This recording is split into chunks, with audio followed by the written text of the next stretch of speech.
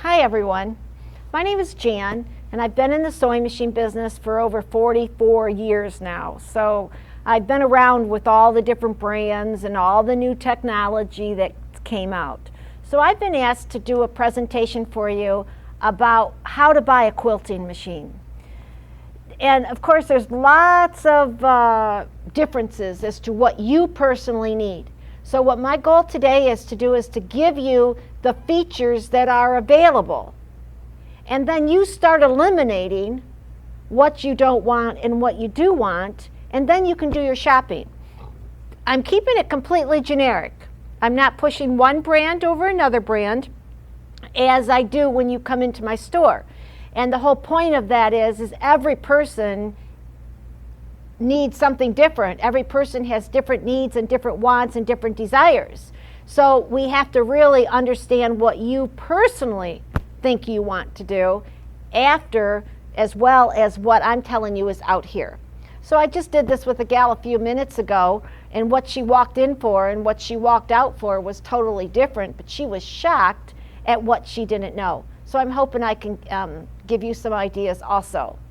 So a quilting machine. Now that's going to mean, are you going to put little pieces together? How big of a quilt are you going to do? Are you just want a high-powered sewing machine? Maybe you'd want a sewing machine that is extremely strong is your first thing. Just had a gal that wanted a quilting machine, but she was using pleather all the time. So I certainly suggested her to go to a different angle. You can call this quilting even though you're making a bag. But this has got a couple layers of batting in each one of these things, and it's very, very heavy. So you need a sewing machine that's going to be powerful enough to be able to pull that through, but also something that's going to be able to come across here when you're up to 6 and 10 layers of fabric and be able to have the throat height to be able to take it underneath. Do you see what I'm talking about? So everybody varies. You can call a quilting machine a $250 sewing machine. You can quilt on anything that's straight stitches. How you want to do it easier and a little simpler is going to be the differences. So that's what we'll go over with you, a little bit of the things that you might want to take note of and figure out. So the first thing we need to talk about is how big of a throat size you want to have. If you look at your machine or a basic machine, you're usually about a 5 to a 6 inch opening here.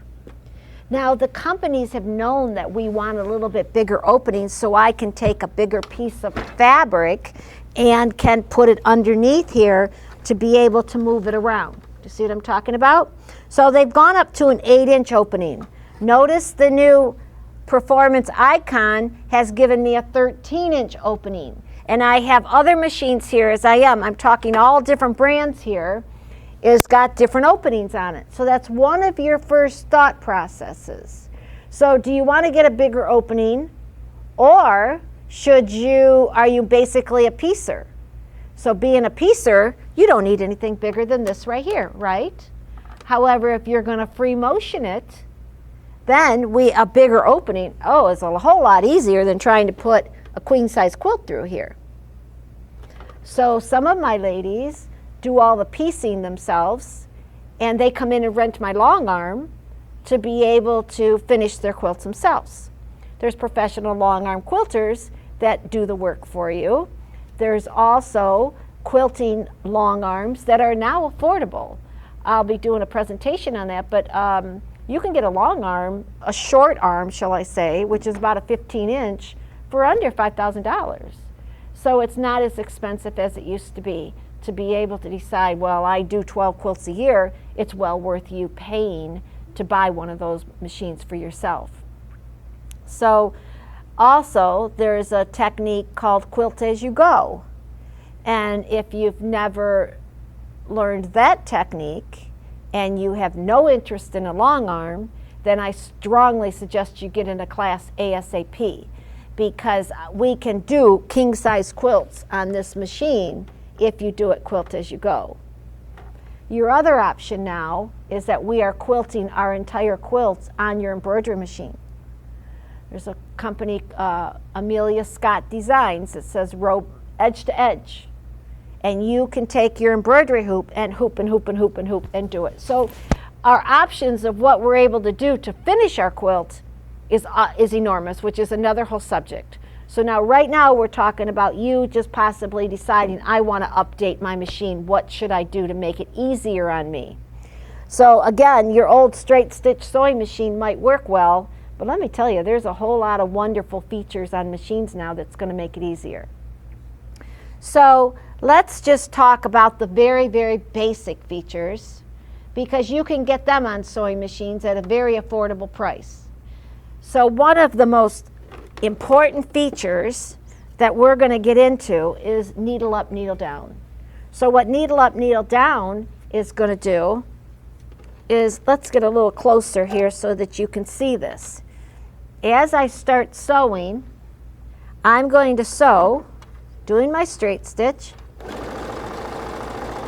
and I want to stop with my needle down in the material so that I can now lift up my presser foot, turn my fabric, and go. Now, that feature right there needs to be checked out, because you'll buy a sewing machine for $900 that does a lousy job of it, and you'll buy a sewing machine for $600 that does a great job for it. So you have to know what you're after, and you have to know why. So what you want needle up, needle down to do is, in our settings, I want to be able to tell it to stop at the very, very bottom position. I don't want to have to come up here and make it stop up or stop down. I want it to stop automatically. So why do I do that? Because I want my material to go, and not for me not to have to put my hands on my hand wheel over there. Following me? So you don't see me touching this. Now I'm trying to show you what I'm doing at the same time, so help me. But this right here is called a knee lift. So many, many, many years ago, the knee lift was a mechanical, so that I can take it and it will lift the presser foot up for me. Do you see how it's lifting the presser foot up? So I would do that with my knee. Now remember Grandma's old machine, you might have used the knee lift and say, oh, I know what that is. No, no, no, no. Back then, you used your knee to make the machine run. It pushed a lever against the control to make it go. What the knee lift now is doing is lifting the presser foot up and down for you, so your hands can stay here on your work. See what I'm talking about? So I don't have to come back here and lift anything. I can use my knee lift. So I'm still going to slow my machine down a little bit just to make sure you understand what I'm talking about, because I'm trying to let you see and do it at the same time. So I'm going to sew along. And I'm going slow. But there's times you want to keep going. You want the needle in the down position, and you want your presser foot to lift up. So I'm sewing along. I'm stopping, and my presser foot lifts up so I can turn my material. Why do you want that? So that your hands can stay here. You get it? So again, needle up, needle down is not needle up, needle down. Needle up, needle down is we want it to be permanently stay down or permanently stay up. Just having one that I can push the button down is an added step you really don't want to bother with. But that's going to be as far as how much you spend. So I want you to check these things out before you purchase, because it really makes a big difference. Foot controls are going to be obsolete at some point in our future, because now we can unplug a foot control. Now for you folks that are old like me, you might find that you're used to a foot control, so it's easier for you to do with a foot control. Now, the next step you might want to know about, that I think is the most important thing, you may have to be a little bit more serious, shall I say, of a quilter, but it's something for you to know about. There's a walking foot attachment that you can purchase for any sewing machine at all. Now, how they work is a big difference. So what a walking foot is really copying is something that Pfaff patented many, many, many years ago. So to give you the idea, there are feed dogs down here. And now do know and take a look at those when you're purchasing a machine, because they need front feed dogs to be able to pull that. Do you know how sometimes you start off sewing, it kind of puckers right in the beginning? Well, they have new feed dogs to solve that issue. So that's nice. A walking foot is your feed dogs go like this on the bottom, and it's got teeth, so it's kind of grabbing it like this. Now I want teeth on top to grab to pull it through. Now all the different manufacturers at times would say, oh, our machine doesn't need it. Well, let me tell you, if you're trying to put a zipper in silk, a walking foot is going to save you hours. If you're trying to go down 120-inch drapery, and you get down and you're this much off, a walking foot would have solved that issue. When you're trying to sew through batting and fabric and everything, and you're pinning it to make sure it's go, if you have a proper, terrific walking foot on, I can go right down my 120-inch drapery and be exactly perfectly, because the feed dogs have feed the material through. Okay? So that is, in my opinion, one of the most important things for us to have, because our fabrics change constantly. One of the newest things is this snuggle fabric that we're using now, the fuzzy, and oh my gosh, it's just heavenly when you have a walking foot. It's horrid when you don't. So if you have a basic older machine, you can buy a walking foot. Go to the store and spend the money. There's different grades of walking foot. Don't think a $29 thing you found on the internet, it's not worth your $29. Don't even bother. It's not going to help you. Get the right one or don't bother. So the companies now have added the walking foot to the machines. Again, this was a Pfaff patent many, many years ago. And on the back of the Pfaff foot, there's a little arm that comes down and allows you to have feed dogs on the back while the feed dogs are moving the material. Following me? That's one version. So of course every company is watching the other companies and wants to improve their product to have the most features that you want. So they have now taken it, and Jannomi's made a wonderful situation here where it has the feed dogs down here, and they've put two different walking feet that connect with the bottom and match up perfectly so it will follow the material through.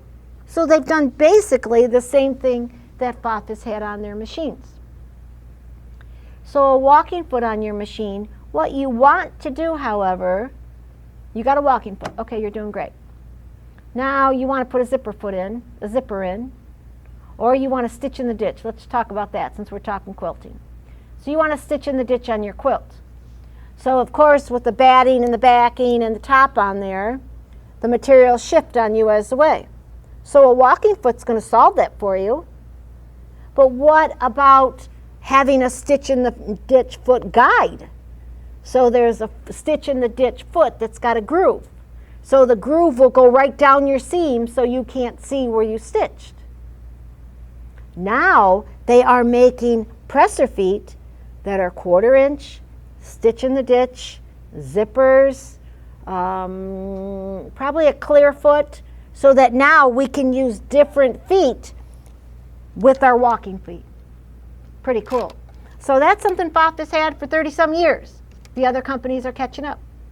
So it's really cool that they're catching up, but you do want to check into that if you're going to sew on a wide variety of fabrics like I do. I don't just do straight stitching. If you're just piecing and you're going to send your quilt out and you're never going to sandwich it together, then it's not as important to you.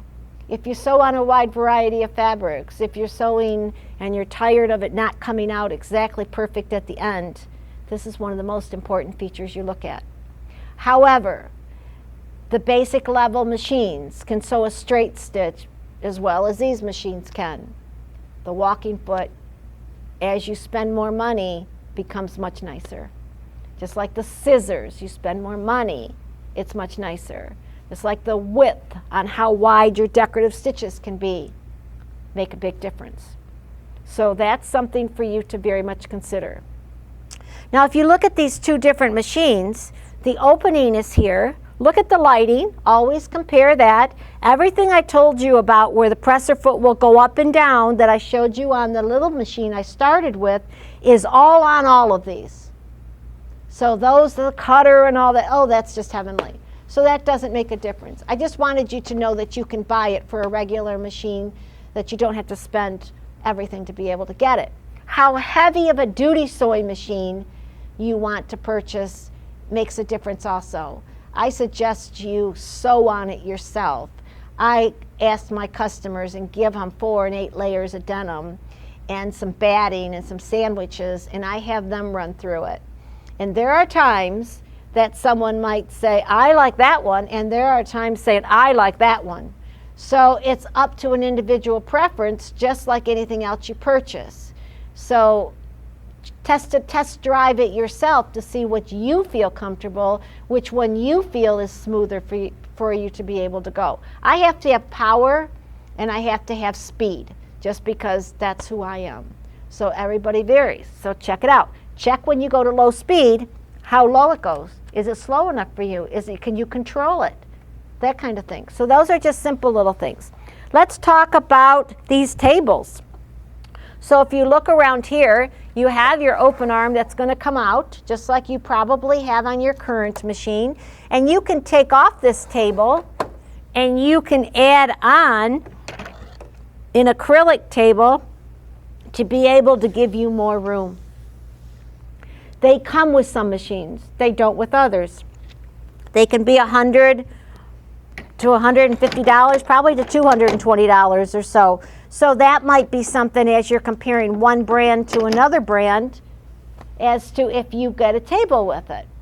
So I know that there's machines that sell for $700 that don't have a table, but the $900 one has extra features and has the table. So therefore, if you want a table, that's probably a better buy for you. So something to be able to understand how to work it. You want to be able to check out the electronics on the machines. And I'm not saying that I'm going to get you a good enough picture for you to understand today, because I'm not going up that detailed, but I really think it's important for you to try and see, how do I obtain the stitches and how simple it is for you. Some are easier for some people and some are easier for others. I know on the FOF, they have just made it now that it works like an iPad. So I can just sit here and change from stitch to stitch all at the same time. So bring up the stitches here. I can select a stitch. And I can go from one to the other and I can work at just like a iPad. Slip, slip, slip, slip. The ladies have liked that because it's something they're comfortable with and they know how to use it. They're all easy. They're going to take you a week to get used to it. So it's not like I can tell you one brand is that much different than another brand. You need to test this out for yourself and to see which ones you like. I know what I'm partial to. So let's go back to walking foot, because that is so dire important to you quilters. The Brother and the Baby Lock brand have got a new walking foot that they're again competing with the FOF and the Janome, and they have a dual feed system on here, and they've came out with a winner. What it's going to do is there's a belt down here.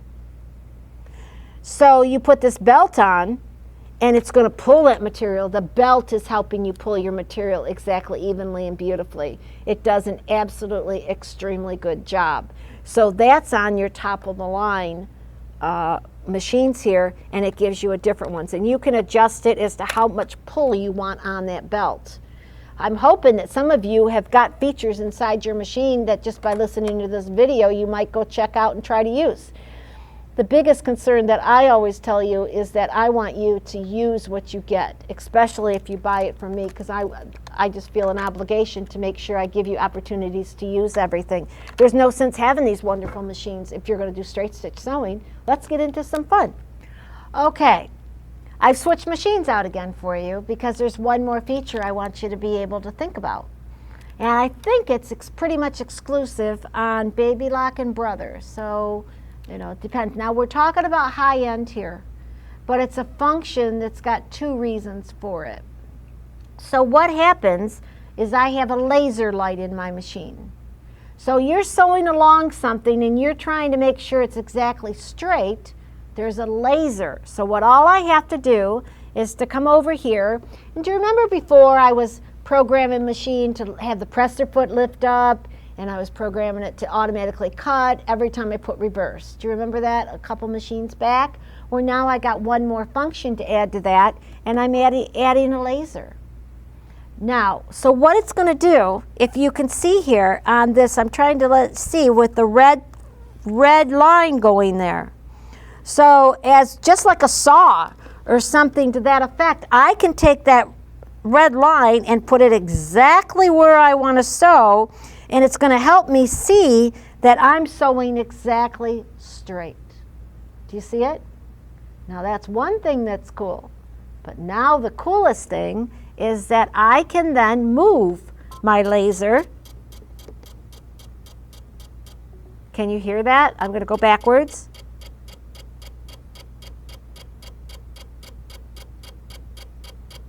Okay, so let's say I wanted to follow along something